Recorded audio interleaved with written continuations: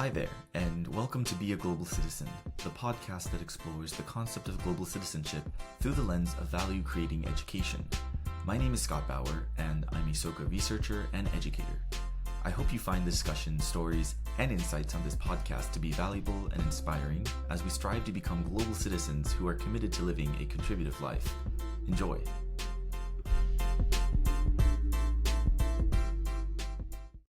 Hello to everyone. I'm Sarah. I live now in upstate New York, originally from Albuquerque, New Mexico, and I'm here in upstate New York because I taught at Colgate University for about 37 years, retired 4 years ago. Amazing. Thank you so much, Sarah, for joining me on the podcast. And I'm so honored to have you. I have read books that you've written and also, been really inspired most recently with a commencement speech that you gave at my alma mater, Colgate University of America. And, it was just brimming with such hope for the youth and really the task at hand of transforming this world. And I felt so united by this theme of friendship and really felt like, I need to have you on my podcast to learn more about not only the work that you've done over, your long tenure at Colgate University, but I think also just what animates you as a scholar and as a human being, as a poet as well, because I know that's something very near and dear to your heart. And I wanted to also open up before I pass it over to you. There's this dialogue that you had with Buddhist educator, humanist Daisaku Ikeda. And in this dialogue, it's titled The Art of True Relations, Conversations on the Poetic Heart of Human Possibility. And I was rereading parts of it, and just right off the bat, in the preface that you wrote, that you contributed to this dialogue, the very first paragraph, I feel, encapsulates so much of what I'm striving to do on this podcast. And I wanted to read that paragraph, if that's okay, because I feel like it frames so much of this conversation and also just who you are. So if that's okay, I'm going to read it right now. So you wrote, quote, "Every dialogue is a journey. Conversing, we begin a few words at a time. Where will this thought lead? How will that observation deepen? In thought, we cannot stand still. When we are thinking freely and frankly, we move, especially when we are thinking together. Then that miracle of miracles occurs. We change our minds. We learn to see differently. Actively sharing thought with another person, we reach a place we could not reach alone." So reading that, I was so inspired. And again, so thankful that we have this time to engage in a dialogue of our own. So wanted to pass it over to you, Sarah, to share about your journey as an educator, as a poet, as a global citizen. I think now I primarily think of myself as a lifelong learner and educator. I've always loved learning. I was fortunate in having an older sister who loved to play school with me. And so, of course, she was always the teacher and I was the student. And in retrospect, I'm grateful for that because I think it did enable me to become the perpetual student.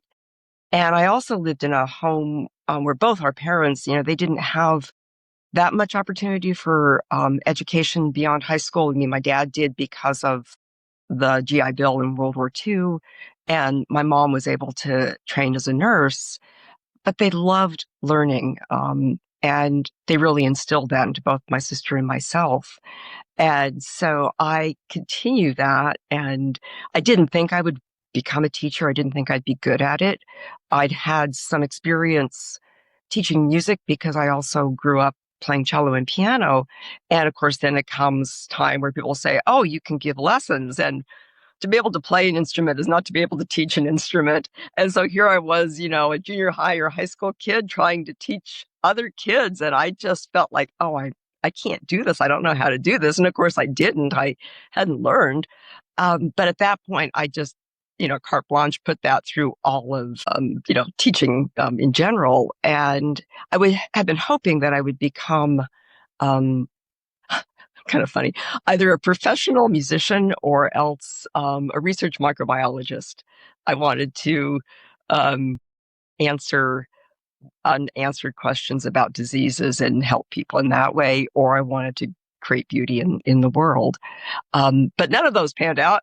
And I ended up going to college, had wonderful professors, and then went on to graduate school. And then, what do you do with an English major? Well, you can do a lot, but for me, it was teaching. And so, by the time that I finished, I first went to UNM as an undergrad, University of New Mexico, right in Albuquerque, where I grew up. And then I went to Cornell for my PhD. And then I got a job. And I was very fortunate that that season where I was able to get a job. And I got the job at Colgate. And so then that was 1986. And then I started teaching here, mostly in American literature, but then happily, because it is a small liberal arts college, one could teach more things than just one specialization. And so there were other aspects of literature I could explore and become proficient enough in to become a teacher of.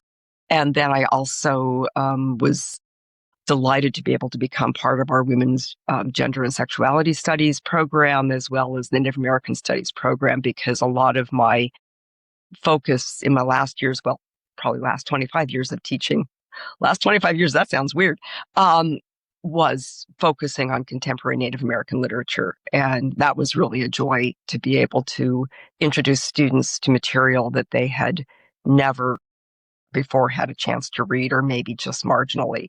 And so that was probably some of the best teaching I did, was that kind of introducing students to things they'd never experienced. And fortunately, Colgate also had an off-campus study program that went to New Mexico, and we were able to take groups of students about every other year.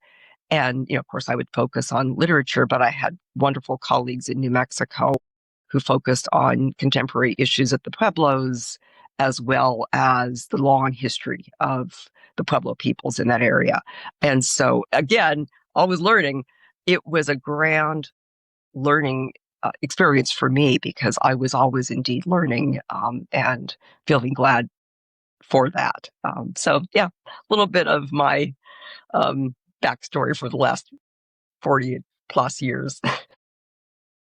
Thank you. Thank you so much for sharing that. And it's so evident, this joy of learning. You're so bubbly, even the way you're speaking about many of the relations that you had, like family, and then going like to start your teaching career and what that was like, at Colgate University.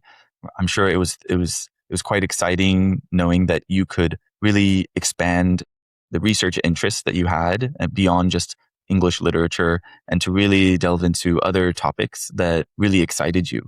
And over such a long tenure, right, at Colgate University, I'm sure that you impacted so many students' lives, and also instilled within them that spark of learning. And there's this phrase that I've heard before, and I don't know if you would agree, but it says, and I don't know where I heard this even, to be honest, but they say that you teach the way that you were taught. And you've probably had many teachers over the course of your life. But you started off by talking about your sister, your older sister, and how she would play the teacher role, and then you were the student. Could you take us back to that time and maybe share a little bit more about the ways in which your older sister would be the teacher, and like what that dynamic was like? Any specific anecdote that comes to mind?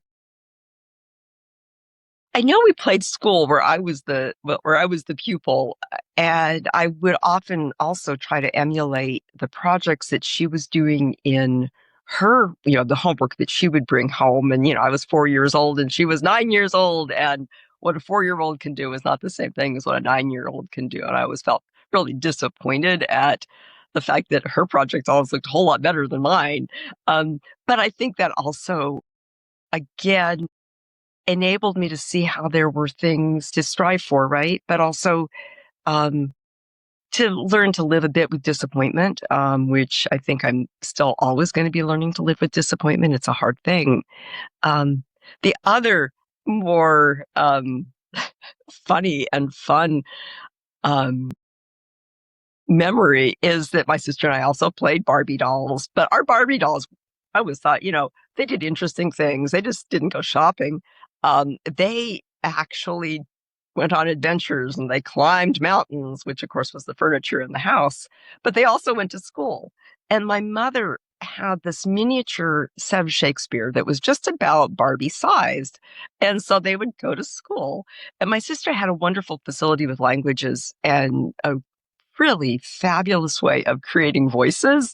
And so she created this whole professor that they had who was very strict, and they had to write these long essays. And so, again, I just remember that kind of in that culture of you would read something and then you would write about it.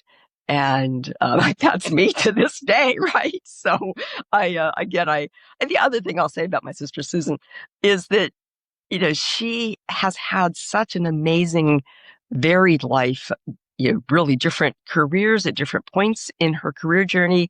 And she now mostly writes for young people, middle grade readers, I think is how it's classified in that literary group.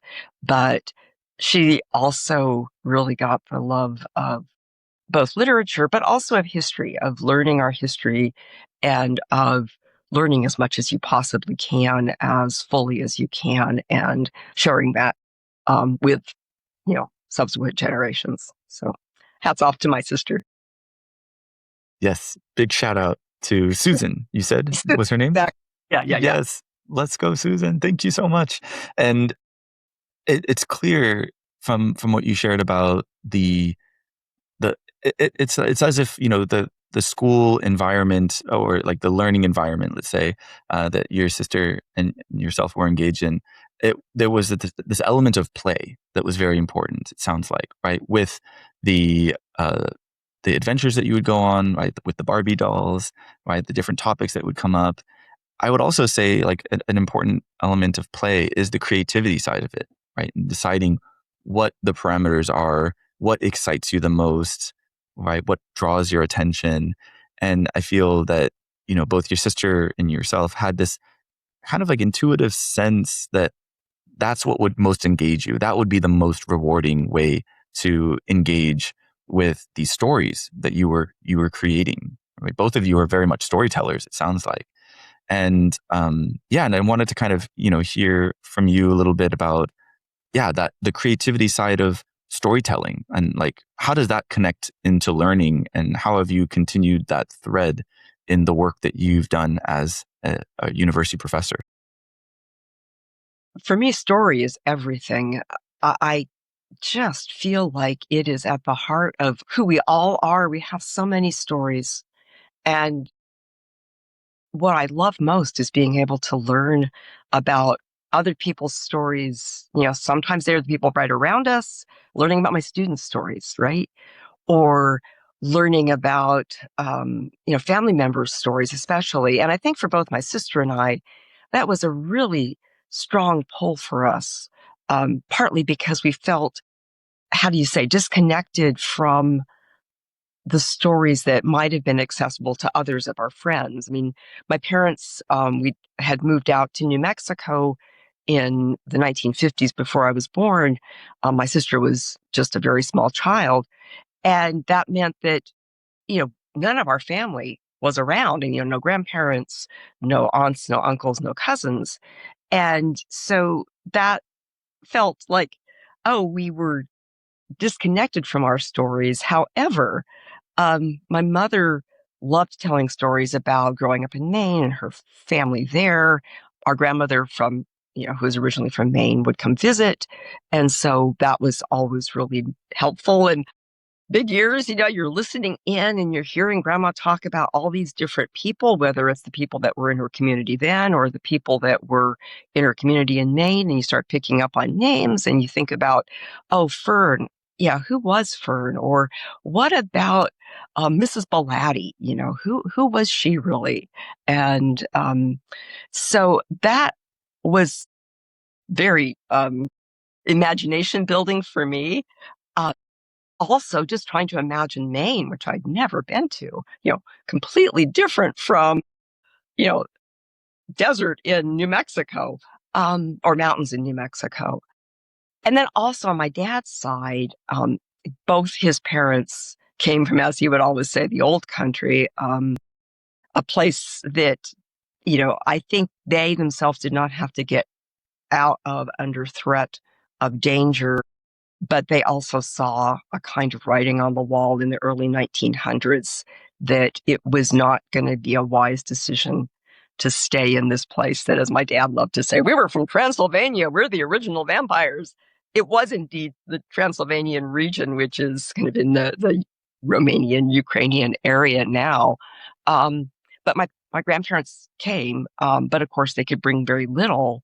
And my grandfather died tragically in a house fire when my dad was just 3 or 4 years old. And so that part, I never got to meet my grandfather. And then I only got to meet my grandmother once because she lived in Ohio and we lived in New Mexico. And she was not well enough to travel by that point. And so again, you just think about these people that are related to you, but you don't know. And you think about what were their lives like when they were living in their original, or as original as they could be, homes. And Dad, my father, knew very little, or at least he told us very little. And so, it was only really later that we found out, yes, of course, there were family members. How could there not have been, who were murdered at Auschwitz? And we still don't know, my sister and I still don't know whether that was something that my dad and his aunts and uncles knew, or whether they just didn't know either, because the records, in all honesty, frankly, are better now than they were when my, dad would have been thinking about this, say, in the 1950s, and perhaps just wanted to put his own World War II experience behind him. So, yeah, there's a lot of that love of story, which also comes from loss. It comes from the fact that you don't have access to the lives of these people that you wish you had been able to know. And then you also know how much of their lives were bound up in loss. And, I know people have said this in many ways, that oftentimes we tell stories as a way of healing, as a way of being able to place ourselves when we've been displaced. And I think that rings true in my family's experience. Wow. Thank you so much for sharing all of that. It's clear that the role of stories is to not only build that community, right? To anchor oneself, but it's also to help you understand who these who these people are that you've never met before. And in a way, to understand who you are as an individual too. So there's this kind of identity building element of it that I think is also coming across from what you shared. And I'll also share from my own personal experiences growing up. My mom, she's an immigrant from South Korea, and I would grow up listening to a lot of the stories of her childhood. And what you said about, these stories, it's a way for them to help process what had happened to them, or, a way for them to kind of cope with maybe like the large disruption that came with making a big move to another place. And I always was fascinated, because here I was hearing the stories of Korea, but had never been there myself, don't speak Korean. And yet, I'm so close with my mom. I wanted inevitably, to feel close with that side of her as well. And yet it always felt like it always felt like the stories weren't enough. Did you ever get that feeling? And like, what was it like for you to like then take action on building out your own story to help? I don't know if it's about filling in the gaps in the narrative, or is it about extending the narrative? How does that sound? Yeah, I think perhaps there is some gap filling, and sometimes you can. I mean, and I've loved, which hasn't been often enough, I've loved going to the places, in particular for my mom in Maine, for Dad, things, he grew up in Columbus, Ohio, and a lot of that isn't the same as it was when he grew up. So, whether we could even go to the house he grew up in, who knows? But for my mom, especially because she spent so much time outside, there are ways in which I can go visit these places that were so important to her. And then also, and happily for me, in terms of my research, she trained as a nurse in Boston.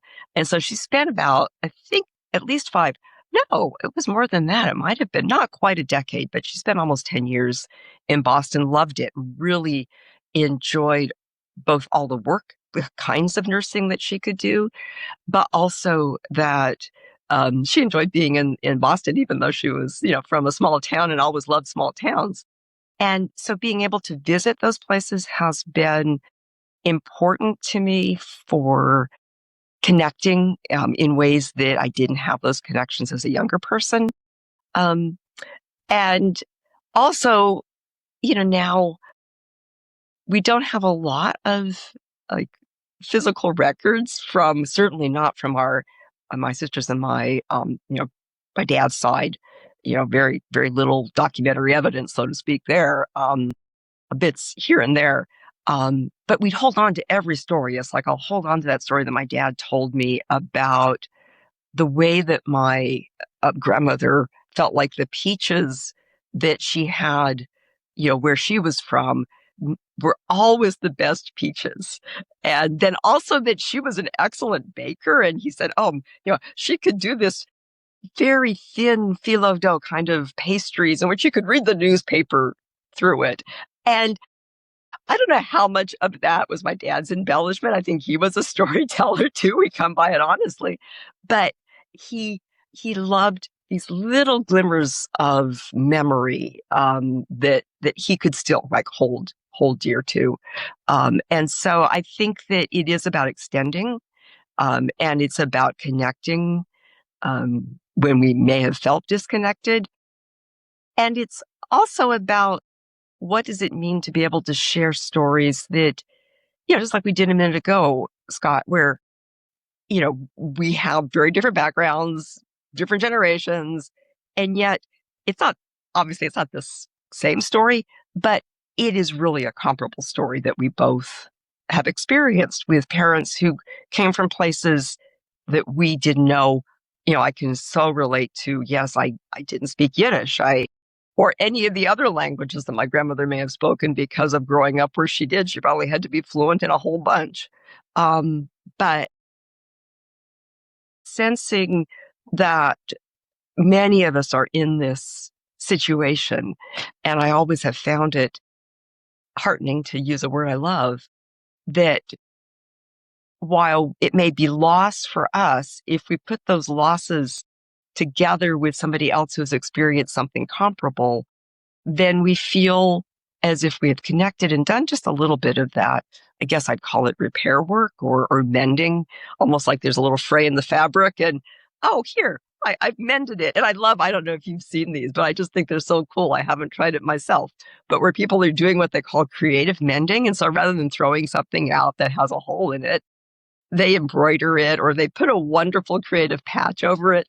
And I think that's also what we do in our lives, oftentimes. And again, it's really sort of fun to go like, here's the little bit that I've embroidered.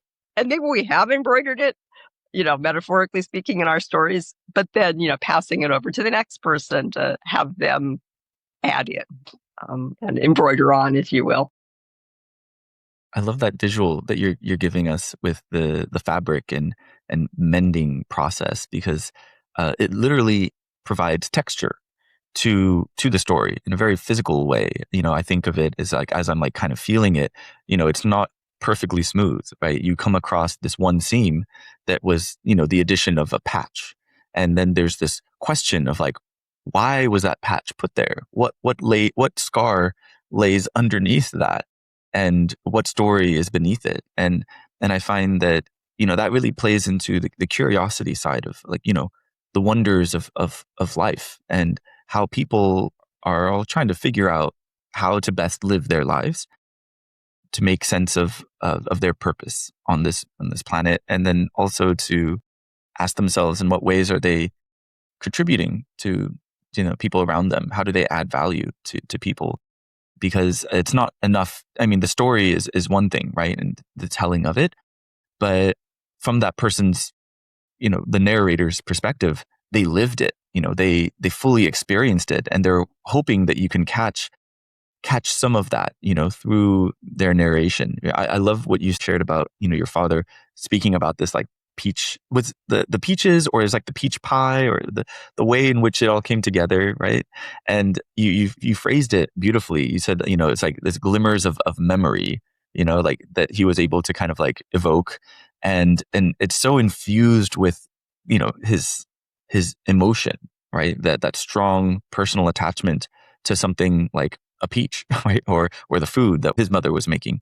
But I find that, again, that adds more like visuals to like, what is the story, but this kind of like these bright moments of like human experience that almost invite us to seek out our own kind of, experiences, to then pass along a new version of it. I find it very encouraging when I hear from a brilliant and passionate storyteller. Wouldn't you say so? Exactly. And that's one of the things that I love about sharing stories, right? And really creating spaces in which people can feel free to do that. They don't feel like, oh, I'm not going to tell it right. I don't know how to do it. Yeah, it's nothing of that. It is really coming from the fact that we have a little bit of experience, and I like that word glimmer. I'll go back to that. It's like just a little light, and and just kind of following that light, and also having that delight in the way in which, especially when we're talking with each other, that sense of connectedness that is, I think, part and parcel of, I guess you would say, our common humanity, that as human beings, we just gravitate toward these tellings of human experiences that really come from, again, the lived experience, not something that you're trying to, you know, somehow form into the perfect saying of it, but simply being able to let that flow of what you remember, and also that little spark of emotion, I think, is really important too. And that's, again, when I think about it with my dad, he felt like his mom had a pretty hard life. And I think loved being able to bring forward those moments of delight that he saw in her, or what she most loved. And, it's funny because I hadn't thought about this until this moment, that I know, like, the conversations I've had, um, not only at Colgate and a lot of places, but where people will say, if somebody's had a really hard experience, or a group of people have had a really horrific experience, yes, we have to acknowledge that. We have to hold that, and we have to be eminently respectful of that. But that's not the whole of who they are. That, there are people with joys and delights and humor and all of it. And so, again, I think the stories are a wonderful way of reminding us that we are all multifaceted and multidimensioned. And even at the worst of it, there is all of it for us. We are not just reduced to this horrible experience that a person's having to go through at that moment. Yeah. So I don't know, this is getting me thinking of another image of like a beach. And it feels like, there's like this vastness of like human experience, of humanity. And the waves are our individual experiences, right? That we go through, the highs, the lows, right? The high tide, the low tide. But I think the task that we put ourselves to is in storytelling actually comes from the ways in which each like wave that's lapping on the shore actually creates indentations, or it brings different parts of the sea onto land, and it shapes it, the topography of it in such unique ways. And often we speak to those those patterns, those formations, thinking that that's it, that's everything. But even in that current format, the waves, the experiences can reshape it, or maybe in what we were speaking before, mend it into another smoother shape, or maybe it's even more rugged, but it's dynamic. And I don't know, that's kind of what I'm getting from when you're sharing about why we tell stories, and how it's linked to a larger humanity. Yeah, I love that image from the beach. I haven't spent nearly enough time by the ocean. I would love to spend more. And I imagine if I could, being able to really understand, you know, all of the changes that a beach will go through.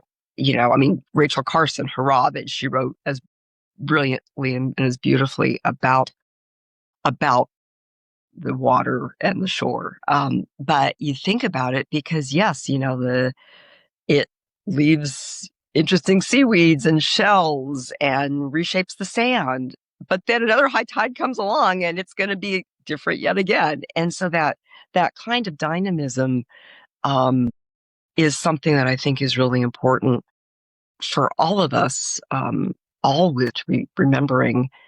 And it also puts me in mind of a book, which, not surprisingly, is a book I love. It's a book titled Storyteller by Leslie Marmon Silko. And it's a wonderful compilation of all these stories. And, some people kind of on the outside, or maybe, I don't know, have said, well, this doesn't really hang together as a narrative. And I don't think it was supposed to. I don't think she wasn't trying to write a novel, but she was trying to create this compilation of stories that were so multidimensional. She herself is from Laguna Pueblo, and their stories, there are her family stories, there are stories of the land, there are stories that are retellings of, stories from time immemorial. But there's a section which I've just always loved, and I loved sharing it with students, where a bunch of people, at her Pueblo are talking with each other, and they, are telling the quote unquote same story, and it all comes out differently, but it's all the same story. And it's like, oh, the way I heard it was this way. Oh, well, the way that I know it is that way. Well, and it's the joy again of all being together and sharing. And then it's also, not feeling the pressure to have like, well, it has to be the definitive story. It's just, here's a different version because this is what I've heard in it, or this is what I experienced through it.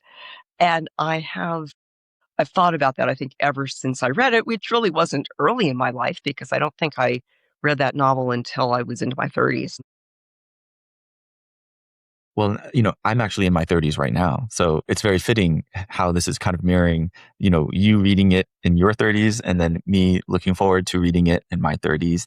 And I appreciate how, this conversation of ours regarding stories, it's never just about one story, right? It's this compilation, like you were saying, within our own lives, but then also within those that are connected to us, be that family, friends, right? The immediate community.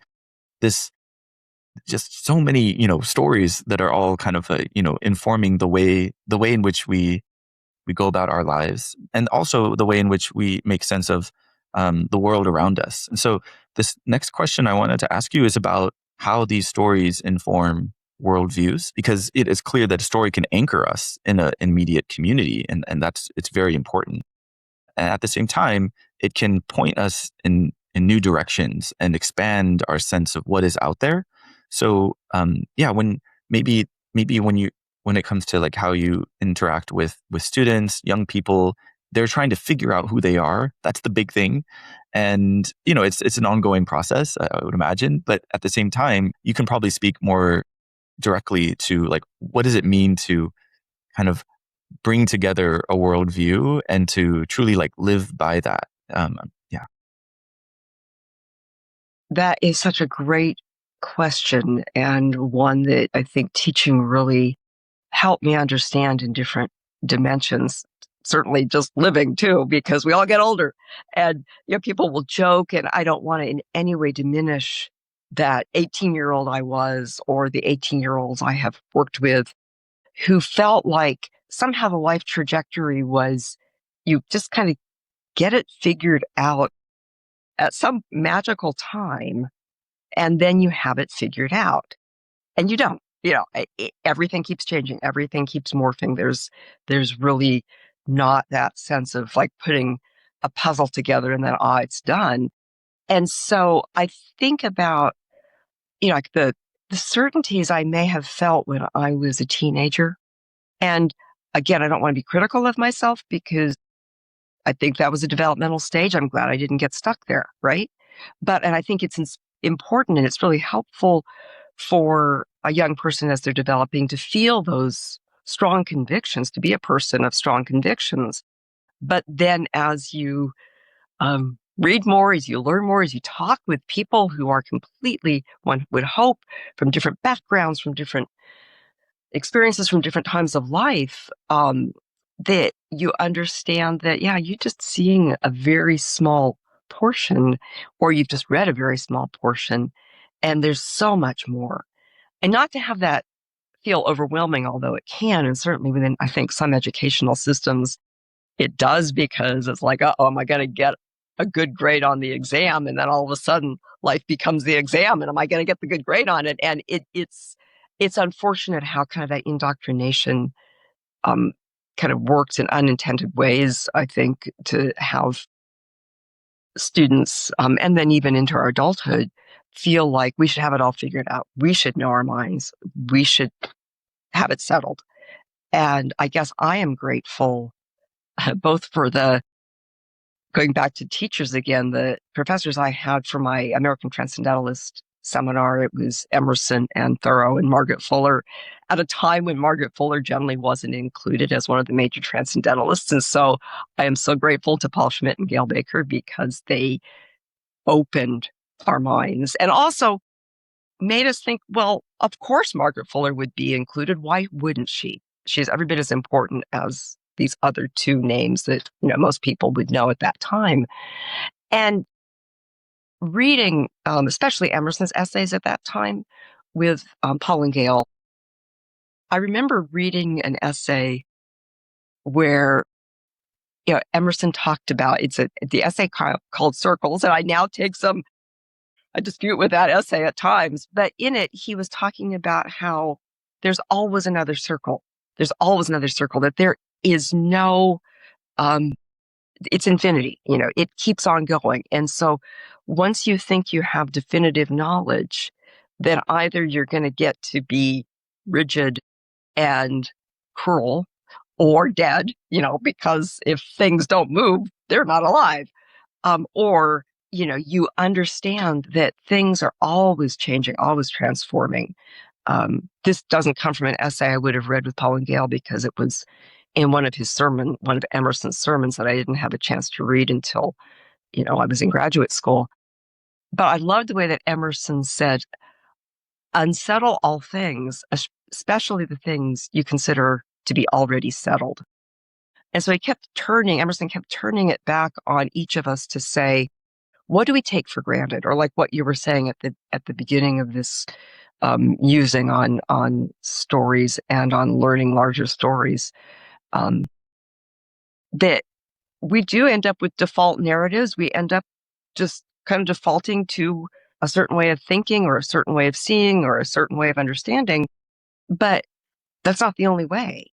And so how do we keep asking ourselves that question? Like, what do I consider settled? And should I? How do I continue to think about something in a very, I guess you'd say, flexible, fluid way, so that we really always can be learning, and that we don't end up, how do you say, imposing ideas on each other that really they're just ideas. They're not necessarily anything bad with them, but they're not definitive. How can any human being be definitive? We're only one small being. Yeah, no, what you shared really resonates with me, and I strive to have that mindset, right, and understanding that a worldview shouldn't be static, that it's very dynamic, in the same way that maybe through one interaction it might shift the way we see things, and then that perspective taking opens up a new expanse of possibility and of new experience and of future new stories, that will then inform our future selves. And that is what you were speaking about, like that process of like looking at something that seems settled, but then realizing that actually it's still in flux, right? But I don't know, when I speak about this with maybe other young people, I don't think people want to feel unsettled all the time. There's often a negative connotation of, wow, like you don't have your stuff together, and you're lacking in that conviction. There's this overwhelming pressure by society especially when it comes to those who are deemed experts, that you have to know, right? That you shouldn't ask questions. The worst thing you can do is say, I do not know. So from your, experience and from your research and, what would you say? Like, how would you challenge that in perspective of like, you should always know? And I have to begin with that acknowledgement of how hard it is and the pressures that are put on people. And some people have many more pressures on them, than others, depending upon, their race, their class, their gender, where they are positioned within society. And I remember that, for myself, I mean, I I carry a lot of privilege.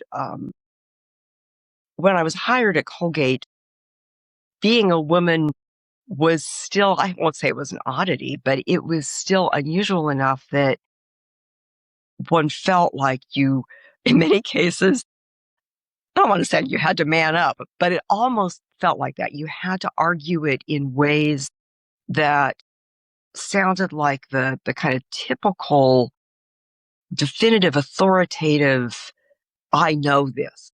And if you showed any doubt, then that showed that you didn't have, again, your stuff together. You didn't know.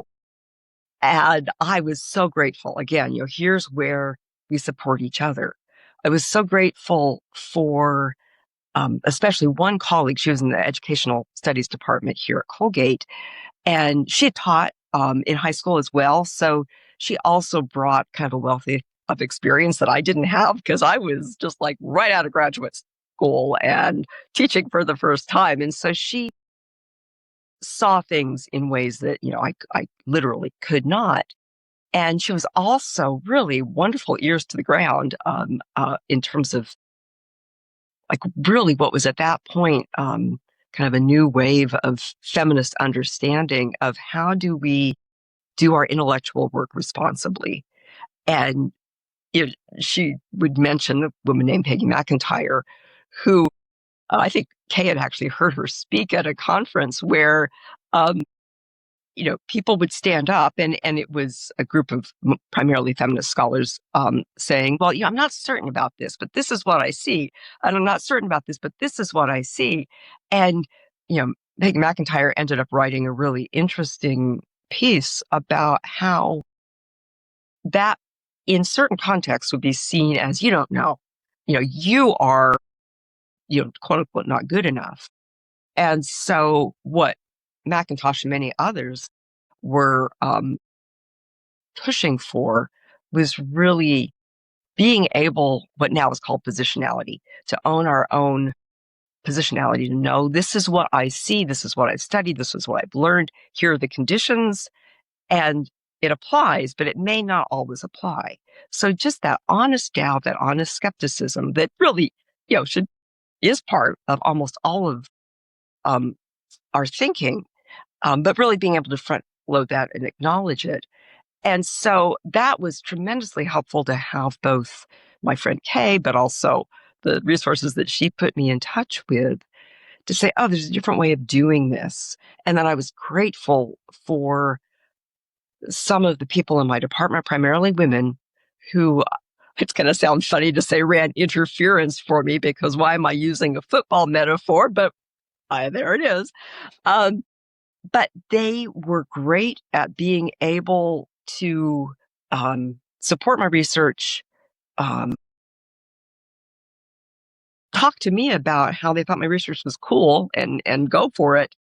And interestingly enough, it was only after I was tenured that they both came to me and said, oh, Sarah, I'm so glad you stayed with the research you did because we were afraid you might feel like you needed to go back to the more conventional or the more what you might have thought would have only been the way to go to get tenure. So it's a very long way of saying how grateful I am for those support networks sometimes that we don't even necessarily see are there. And it's like, oh, I want to see all the support that I have been given and then be as much support as I can. And so that, again, coming back to where this started is really thinking about where do you feel supported? And there again, where do you feel like you can stand steady? Oftentimes for me, it has been with friendship groups. It's been with something I love doing. And it's certainly been in the natural world around me. I take great comfort and also inspiration from trees. And, we have some very tall trees in Hamilton, New York. And so many of them, most of them really, can withstand the kind of forces of the wind that you think, wow, if I go out and I walk, I can feel the wind blowing me. I look at those trees and I think they know how to stand firm, but they also know how to move, right? Because if they were rigid, they would not be able to sustain themselves through these changes, the windstorms, if you will. So I also try to take that back to where, a person is, in their 20s, in their 30s, where it feels like there's too much. There's too much movement. There's too much going on all over. So be a tree and Yeah. withstand the environmental happenings around you, like wind and snow. And I've heard it be said that when trees are experiencing, right, these elemental shifts and like wind pushing down on them, and it actually triggers a certain response in their root system to actually anchor it further, which is also mind-blowing because we don't think of trees as I don't know, like having that deeper like response of this is what needs to be done. We just think of them as like, tree, that's what my desk is made out of. It's like static. It's just it's a resource, but actually it's a living entity that has deep wisdom. So I think in kind of addressing maybe the larger pressures of society to maybe be in one way, it requires us to not give up, right? Persevere, know where our support is, like you said, in friendship. And I think that's beautiful advice. And I'm going to carry that with me for sure. I wanted to ask one more question. And this ties a little bit more to the topic of this podcast, global citizenship. And I wanted to bring it to the SUA commencement speech that you gave. I mentioned earlier, you were invited to be the commencement speaker, and you gave a wonderful talk. And this is my alma mater at Soka University of America, where its mission is expressly stated to foster global citizens. And you've had dialogues with the university founder, Daisaku Ikeda, and you have even met with him in Japan, and you have this deeper understanding of like the humanistic side of education. And I thought you did a really wonderful thing in kind of almost in a way like bringing together and almost like synthesizing, merging what Daisaku Ikeda had spoken about in global citizenship. And then you contributed your own understanding from Emersonian traditions and, Transcendentalist thought. And you came up with this new formation of it. And I wanted to read it and then ask you if you could kind of walk us through, how did you get to that? So this is what you wrote, quote, "To help all, to add energy, to inspire hope by new thought, by firm action, perceiving the interconnectedness of all life, recognizing the inherent equality and possibilities within all people. That is the work of imaginative empathy," end quote. So I'd love to hear what got you to that synthesis.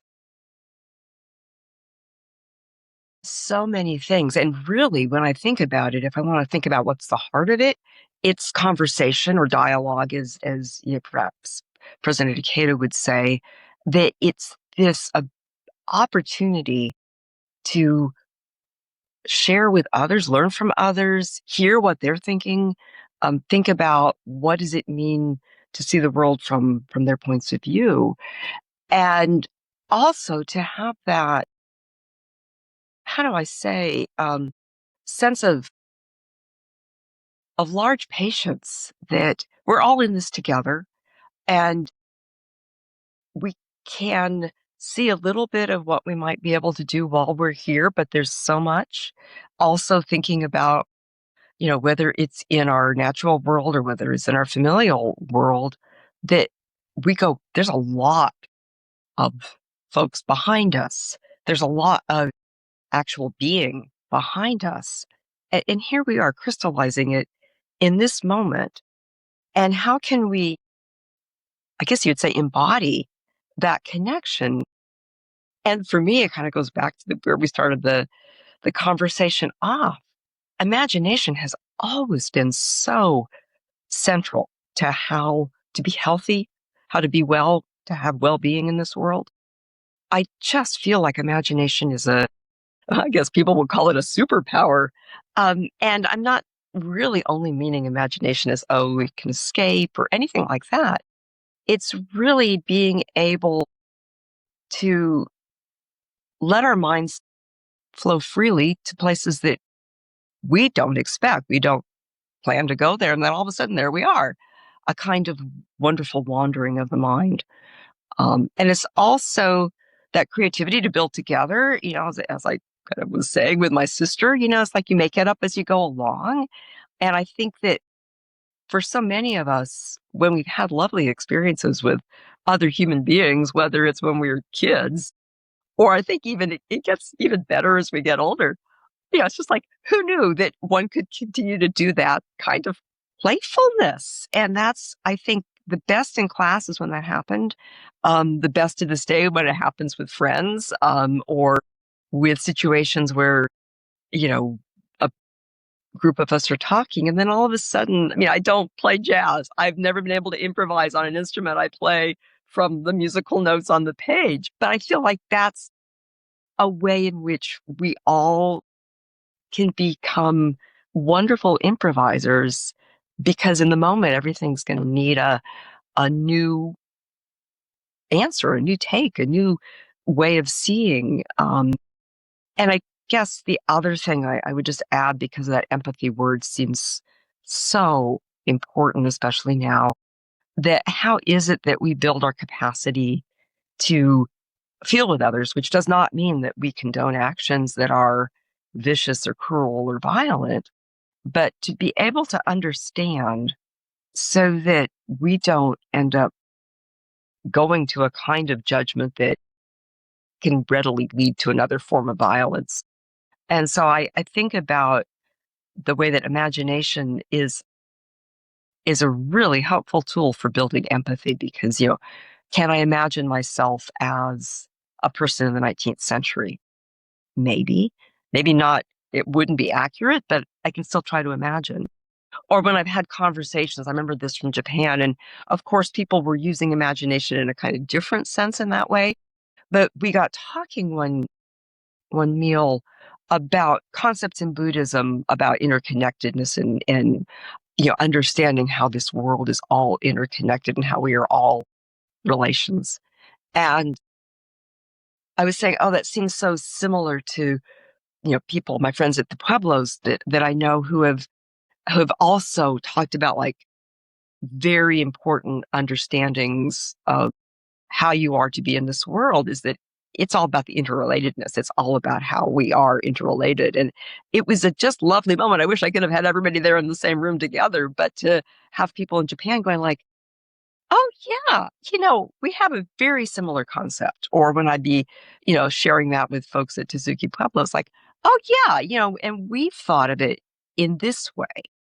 And again, it was imagination at work, and it was also empathy, because nobody was saying, oh, our way is the best. It was like, oh, we do it that way. They do it this way. It seems so comparable. And again, I love those moments where we don't have to all be the same, but we can really value how comparable our understandings are, even in their own uniqueness, I guess I would say. Wow. That's beautifully said. And I really appreciate you unpacking more of that quotation that you shared, or the synthesis of global citizenship as it related to Daisaku Ikeda, and then also, Emerson. And I find it's almost poetic how it ties back to the beginning of the conversation, like you said, about imagination. And when you were talking about the imaginative empathy side of it, I'd never thought of it this way. You said that, well, one, imagination is a superpower. Yes, I agree. But the second thing that you said that really got me thinking is how imagination is a good tool to build empathy. I always thought I had to clump them together and like make sense of it, but to actually have this sense of like, actually each one of them should be looked at in their own right. And then it's the interrelationship between that one leads to the other, and then maybe even vice versa, how that provides us with a lot more, possibilities of how this imagination or empathy is expressed in the actions that we actually do, right, in our day-to-day lives and the work that we have, and then always with this openness of like what miracle awaits us to discover through those interactions. So this has been such a lovely conversation, Sarah. I've truly enjoyed listening to all of your stories and your deep wisdom, and it's it leads us to the last question, the very last question that I ask all of my guests. And I feel like you've already answered the question because you did talk about a novel called Storytellers, right? But wanted to ask you if that's the book that you would recommend to the listeners, or if you wanted to add another book to the list. I'd add two more. Literature professor that I am. The book that I treasure, and I am so glad that it was the required reading for the incoming class at Colgate some years ago now, was Robin Wall Kimmerer's Braiding Sweetgrass. And because I wasn't teaching an all first year course then, but I was teaching a course that definitely interconnected with that book. And so, she's Potawatomi, she's a biologist, botanist by training, and, teaches from an indigenous perspective as well as from having been trained in Western science, and looking at, again, the interconnectedness. Love how she has said that all thriving is mutual and reciprocal. And, she gives beautiful examples in the book of why things grow together, how things grow together. And that was a wonderful book for me to read. It still is. And also was a great book to teach. And so that is definitely heartfelt from that point of view for me, a book that I keep going back to. There's another novel, in addition to Storyteller, which I would again recommend. Not that Storyteller is a much more experimental, I guess you would say, genre. But Linda Hogan, who's Chickasaw writer, and her novel Solar Storms, and it's a multi-generational. It involves a character trying to understand who she is after horrible trauma. And it also involves a kind of concerted protest against an environmental degradation that's happening. It happened actually in Canada some years ago now, and multi-generational protests and intergenerational protests. And I come back to that thinking of that novel just because it's a wonderful book. But also there's a character in that book that, again, speaking to something we were talking about earlier, says, some people see scars as if those are wounds. I see scars as signs of healing.